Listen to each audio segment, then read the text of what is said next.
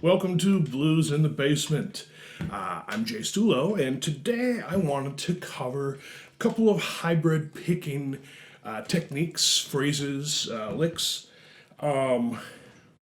One fairly common and not incredibly hard to do, and then one that's just insane, completely crazy, and hopefully I'll be able to break it down in a way that it's understandable and with some practice, achievable. So, hybrid picking is the idea of a combination of using your pick and your fingers back and forth, or together simultaneously. Right? So, using both at the same time, or I'm alternating. All right. So, the first lick that I'm going to show you is actually something that comes from keyboard players. Hammond B3 organ players have done this kind of thing. Piano players have done this kind of thing in a blues setting for a really long time. Even like old rock and roll kind of stuff too. So the idea is we're going to use our pick for A note in the key of A. And that's the A note at the 7th fret on the 4th string, the D string. And I'm going to use that as a pedal tone. By a pedal tone, I'm going to come back to that note in between other notes. So I'm going to keep pedaling that note. The other notes I'm going to use are these two-note combinations we call double stops in the key of A. So I'm going to use the 1st and 2nd string at the 5th fret, then the 2nd and 3rd string at the 7th fret, and then I'm going to use the 2nd and 3rd string at the 5th fret. And in between each of those, I'm going to play this note with my pick. So I am pedaling to this A note, and I'm alternating with these double stops. Hybrid picking, I'm using my fingers, my 2nd and 3rd finger for the double stops, and my pick for the pedal note. All right.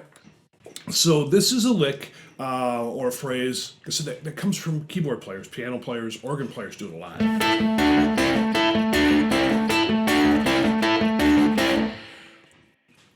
So you can use that idea and use that in a blues progression in a couple of different ways. So the first most obvious reason, or most obvious approach, is to actually change with the chords. And there's nothing wrong with doing this, and it's a cool effect, but it sounds kind of obvious, right? So it is obvious, and it sounds obvious. So something like this.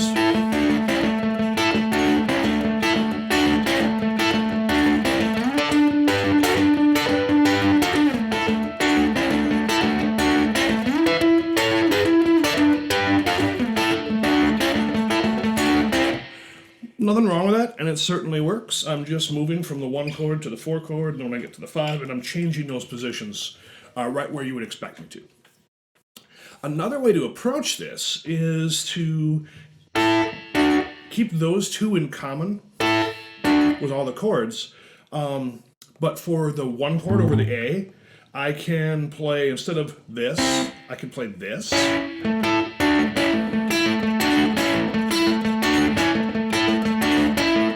And then over the 4 chord, switch to this, the minor third, which really comes from the D9 chord.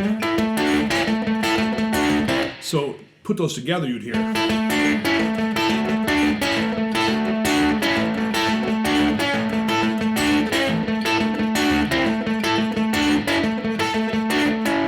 Right?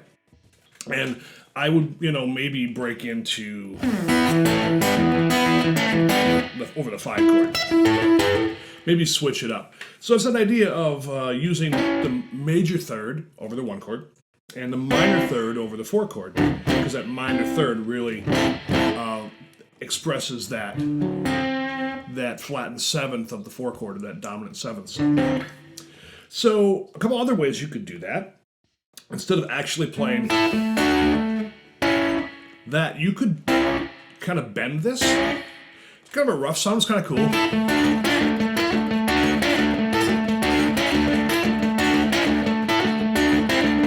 There's the 4. And then over the 5, you could do something like that because there's the 5 chord. All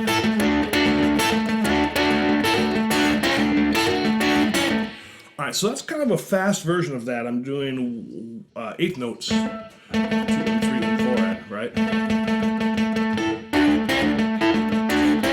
Now, when I do that, I don't usually pick back and forth. I usually do down strokes.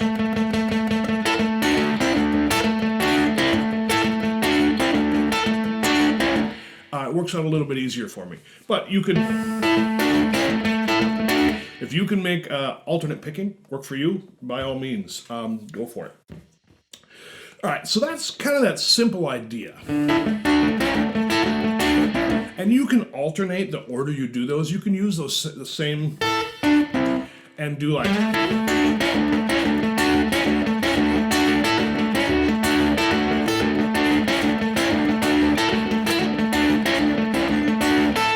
And mix and match those.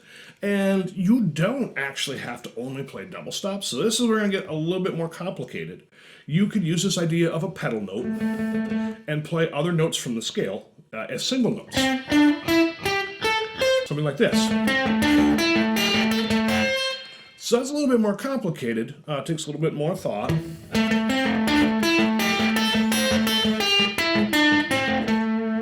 So you can mix and match those, right? So something like this. All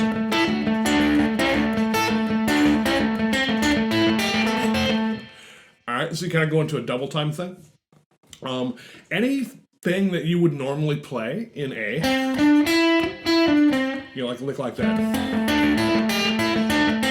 Just having that pedal tone in there kind of gives it a lot more activity.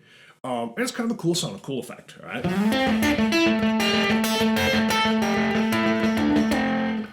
So, now let's take it to a whole nother level, right? Let's jump up to warp speed on this.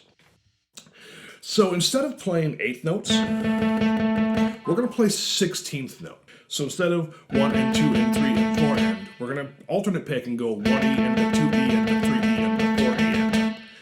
At the same time, we're going to play other notes with our fingers. So the pick is doing the 16th note pedal.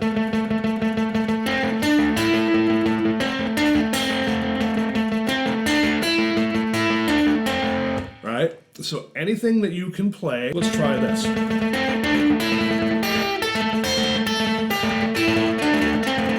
So I'm just playing the pentatonic minor scale.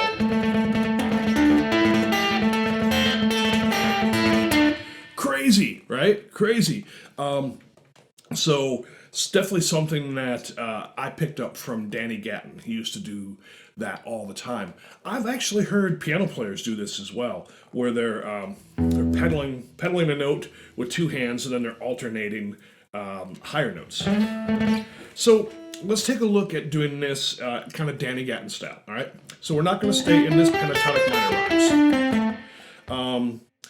I'm going to use sort of this section of the blues scale. It's going to be based on, right, all the way up to that note. And there's the full scale.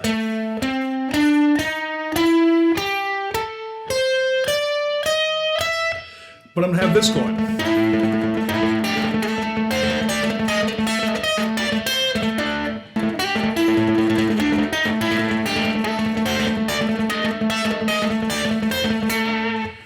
That's getting crazy, right? So, in this, what I'll do here is I'll use the scale,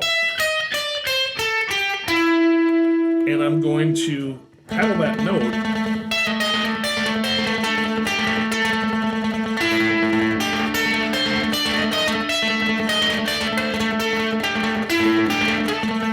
The whole time.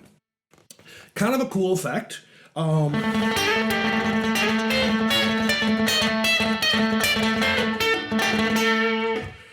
Get some really cool things happening there. So I'm going to break that down a little bit and explain kind of why that is possible. Because it's not as complicated as it sounds. It's not easy, you know. I'm not going to oversimplify this because it is a little challenging. but there is a way to think about it that makes it easier. So I'm playing 16th notes. So that means I'm playing 1E into 2E into 3E into 4E into, right? So I'm not leaving any space there, right? So the idea that I can use my finger to play a note anywhere in that sort of rhythmic structure, whether it's a 1, so I could do like...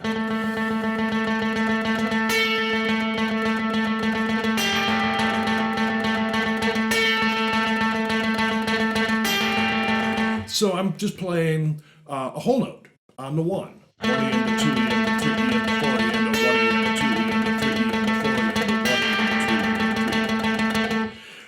I could play half notes where I'm going to play. So I have 1E into 2E into 3E into 4E into 1E into 2E into 3E into 4E into, right? Or I could play quarter notes.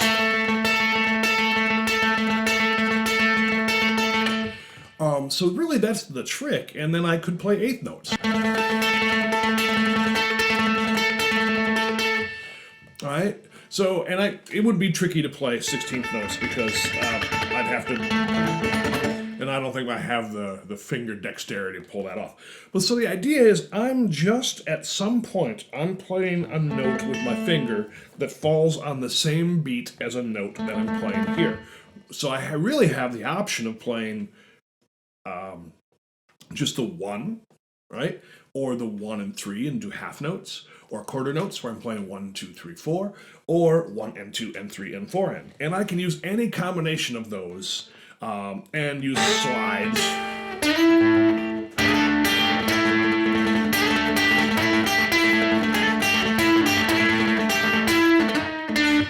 So for me, the way that works best is I just turn my brain off. And I'm just doing this, and I'm not thinking about it, and then I'm looking for little melodies that I can play there. Where I'm doing this. Fun, right? So, crazy advanced hybrid picking. You can mix all those up and get...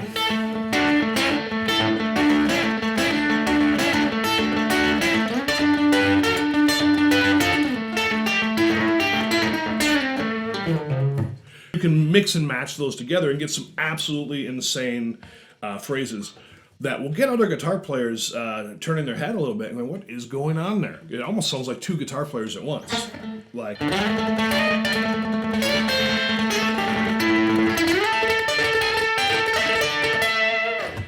And it's just pedal tones. That would be impossible if it weren't for hybrid picking. All right. So I hope you enjoyed that lesson. I hope you take some time and work through that. It can take quite a while to get comfortable with hybrid picking, especially something advanced as doing those 16th note pedals. But it's a lot of fun. So I hope you enjoyed the video. I hope you make some music with that. As always, take a moment to subscribe to my YouTube channel. Follow me on Instagram, Facebook, Twitter. Go out on the website. If you really liked the video and found it useful or maybe even inspiring, support the channel. There's a link to donate in the description. See you next time.